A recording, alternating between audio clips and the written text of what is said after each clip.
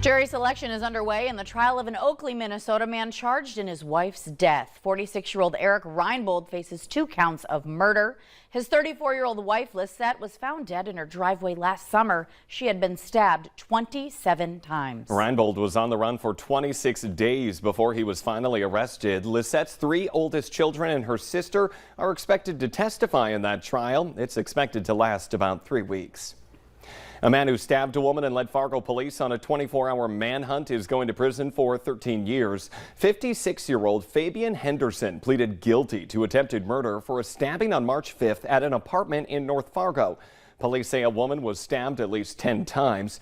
Henderson told officers that he blacked out, but he likely did the stabbing.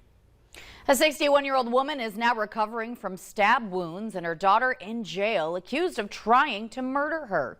Police say 28-year-old Jenna Wynarowicz was upset with her mother yesterday morning, and as the older woman tried walking away from the argument, her daughter followed her and assaulted her with an edged weapon. The victim now has non-life-threatening injuries. A Grand Forks woman accused of trying to kill her 28-year-old father is taking a plea deal. Now the charge of attempted murder against 56-year-old Cian Reese was dropped and she pled guilty to aggravated assault. Reese was sentenced to 5 years but will serve 2 with credit for the time that she has been serving since that stabbing in March. Well, listen to this. West Fargo police looking into who's behind hundreds of allegedly racist bags tossed throughout the Wilds neighborhood. Valley News Team's crime and safety reporter Bailey Hurley explains what the message means. Driveways, sidewalks, and yards across the Wilds neighborhood in the south side of West Fargo were littered with hundreds of bags like these Wednesday morning. It's really disappointing, number one.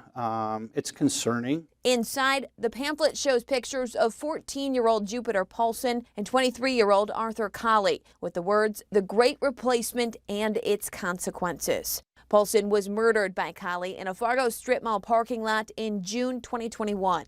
And we don't support and won't tolerate this kind of thing taking place in our community. Experts say the Great Replacement theory is often touted by white supremacist groups, claiming people of color are being brought to the U.S. to replace white voters to achieve a political agenda. It really goes against everything that the city stands for and certainly what the police department stands for, and that's why we really want to get to the bottom of who's behind it. West Fargo police are asking for neighbors to check security cameras for any suspicious activity Tuesday night into Wednesday morning to help them identify the people responsible. But Chief Otterness adds it's still hard to say what crimes they could face. Several neighbors we spoke with say it's disgusting to know people in the community think and act like this. And along with Chief Otterness, say everyone is welcome in West Fargo. Bailey Hurley, Valley News Live. Be sure to contact West Fargo PD with any information or even footage of the incident.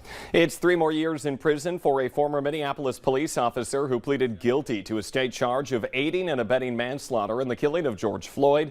Thomas Lane is already serving a 2.5-year federal sentence for violating Floyd's civil rights. Prosecutors agreed to allow Lane to serve that penalty at the same time as his federal sentence and in a federal prison.